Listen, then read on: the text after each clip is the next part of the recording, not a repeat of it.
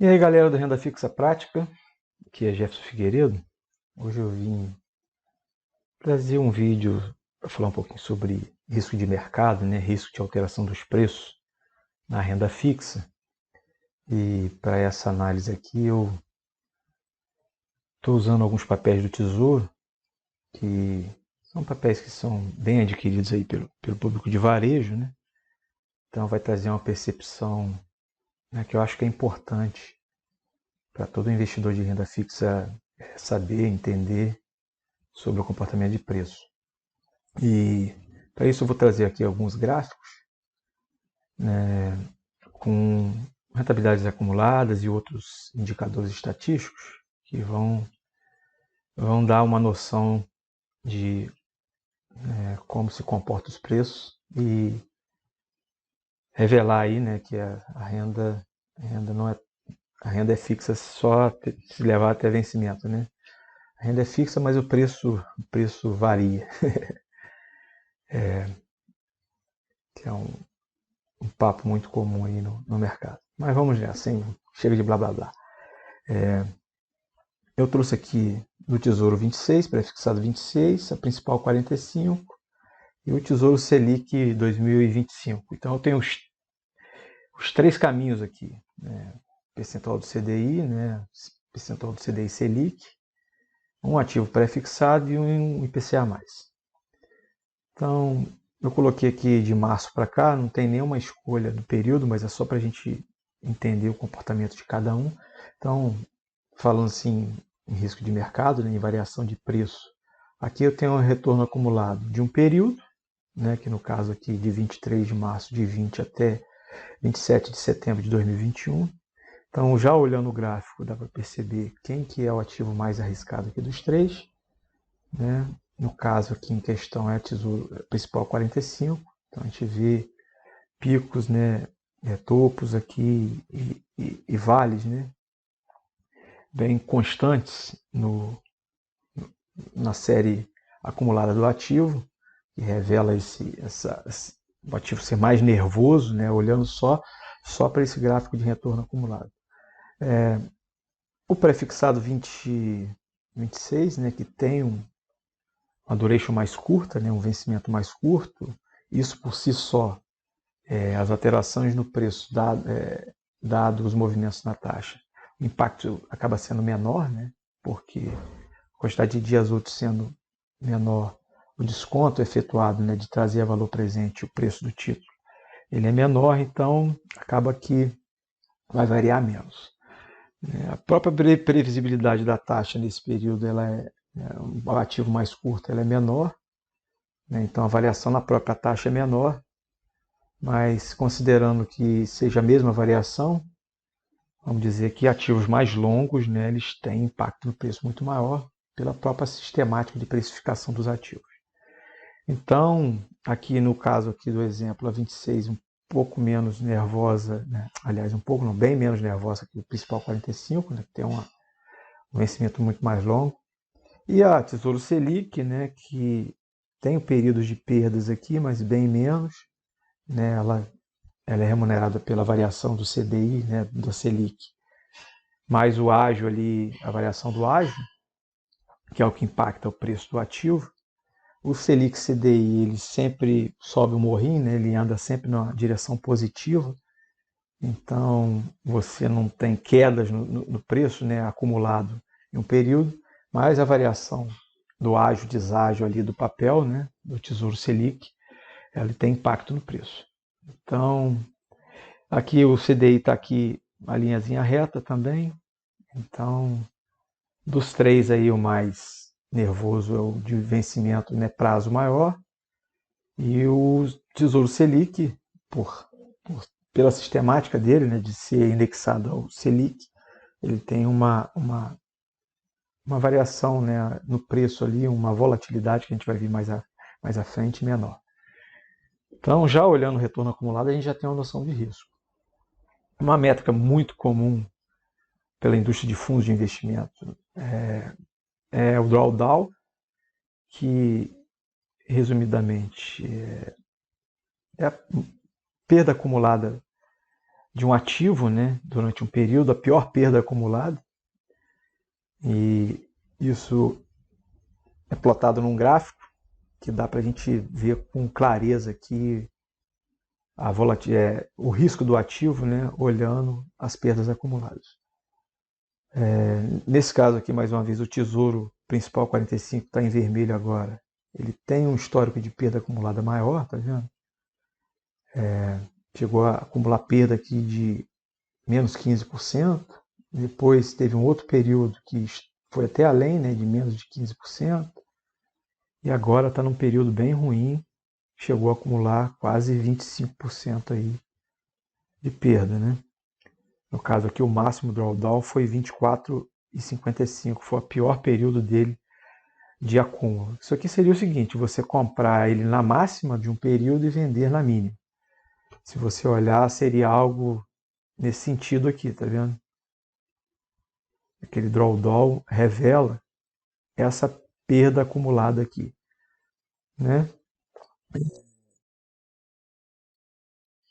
Na verdade, é desde esse período aqui que teve a última máxima. Então, desde aqui.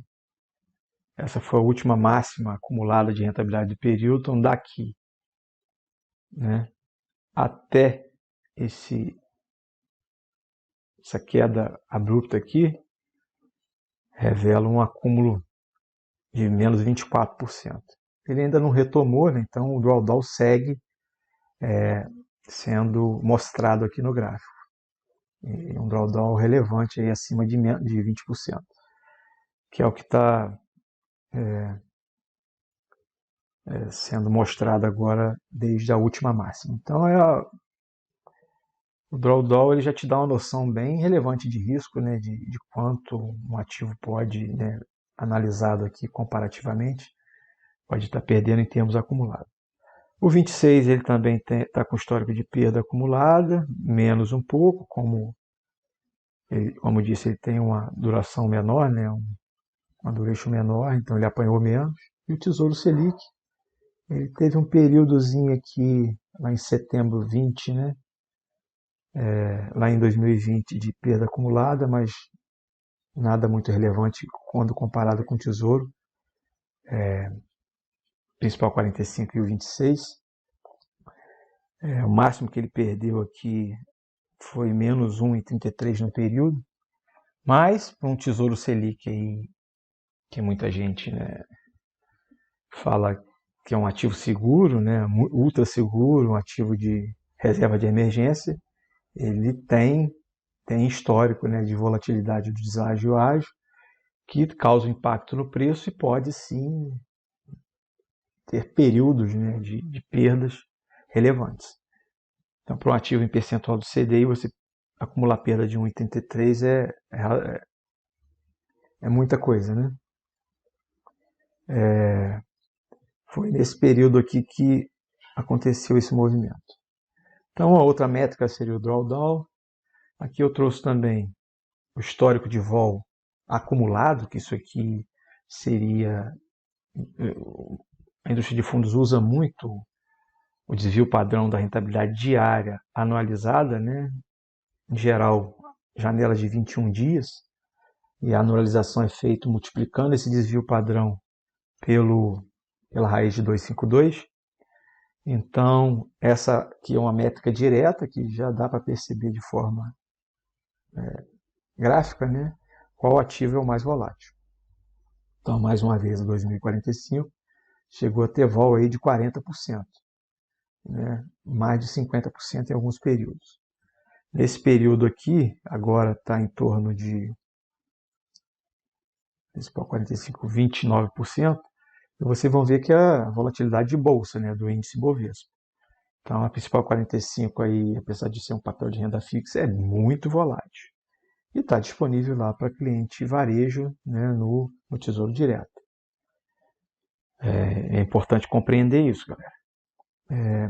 Aqui o segundo mais volátil, mais uma vez, é 26. E a volatilidade, né, da Tesouro Selic 25, naquele período de perda, ela, né, houve uma variação grande aí no deságio, né, se revelou nos preços e, consequentemente, é capturado pela volatilidade, né, pelo desvio padrão. Mas em períodos de normalidade, a vol, né, do Tesouro Selic é bem baixinha, bem abaixo de 1%. A máxima aqui foi 2,31, considerando essa janela de 21 dias anualizada. Então, essa é a métrica mais direta. Você também pode ver os picos, né, e os vales aí da rentabilidade mensal, que é um acúmulo de 30 dias, né, que é muito comum a indústria de fundos observar. Então, você vai ver aqui que os maiores ganhos, as maiores perdas também estão com a principal 45, então é outra forma de observar o risco. Essa amplitude aqui, mínimo e máximo, é importante. Então, o Tesouro 45, por exemplo, o pior mês dele desse período foi menos 8%, 8,80%. O maior período, o maior ganho foi 18%. E, então, para quem gosta de tradar e ir atrás de oportunidades, né, ativos mais voláteis como a principal 45 dão uma oportunidade de grandes ganhos, mas também de grandes perdas, né, conforme vocês podem observar. Aqui, só para complementar o que eu disse anteriormente sobre a volatilidade, né, e o retorno da principal 45 em relação ao Ibovespa, tem um período aqui de fevereiro de 17 até setembro de 21, para a gente ver como meio que o comportamento da principal 45 é muito correlato ao comportamento da bolsa, né? Então, eles têm um direcional bem parecido, e risco também bem parecido, tá? Se a gente olhar os ganhos mensais aqui, eles são, aliás, aqui no caso é a volatilidade mensal, eles são bem altos ao longo do mês, né? Em alguns meses até o ativo pré-fixado, no caso aqui a principal 45, supera a bolsa em termos de volatilidade, né? De variação de preço naquele mês. Então, só para mostrar para vocês aí que o risco da principal 45 é bem parecido com o da bolsa, em termos de risco de mercado. Aqui, só para... Eu já tenho um artigo escrito sobre isso, né, sobre quem que é mais arriscado, IPCA mais ou pré-fixado, em termos de risco de mercado. Então eu trouxe esse gráfico aqui, em que eu uso os IDKs, que é o índice da Ambima, que tem a duração constante. Então ele isola esse fator, dá para comparar, fazer comparações olhando só o indexador. Então dá para comparar um pré com o IPCA de mesmo prazo. E aí eu isolo a questão da duration, né, no impacto no preço, e passo a olhar só a variação, né, no indexador, no caso pré-fixado e o IPCA+. Então, mais uma vez aqui, vocês vão ver que para o mesmo vencimento, né, ativos IPCA+, ele tem uma volatilidade menor, né, e ganho e a amplitude, né, a diferença entre o mínimo e o máximo também é menor. Então, se você comparar aqui o pré de 5 anos com o IPCA+ de 5 anos, o pré vai ter uma amplitude maior. Ele vai ganhar mais e vai perder mais em relação ao IPCA de mesmo prazo. A mesma coisa, né, o pré de 2 com o IPCA de 2, né, ele acaba sendo um pouco mais arriscado aí do que o pré-fixado.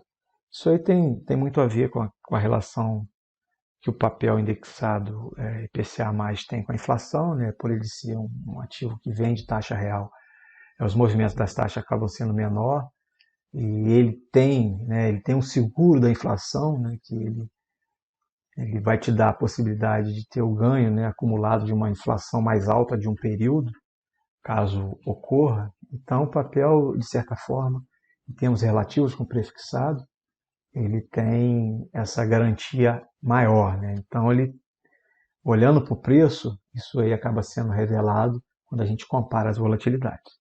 Beleza? Isso é um panorama geral, tá? Só para vocês. Aqui eu trouxe também a vol mensal.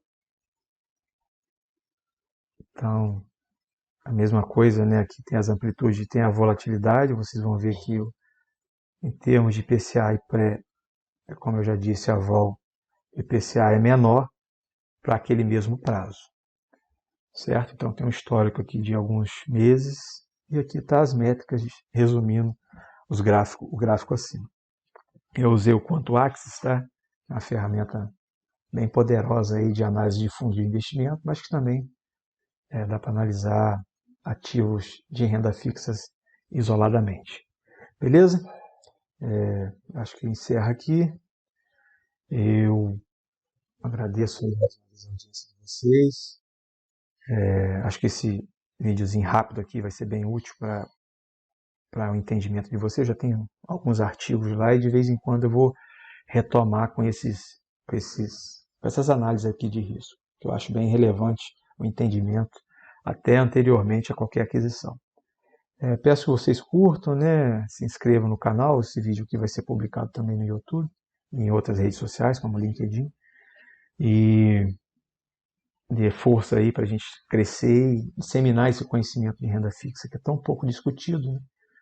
E eu acho que é extremamente importante o entendimento. Forte abraço a todos, saúde e paz.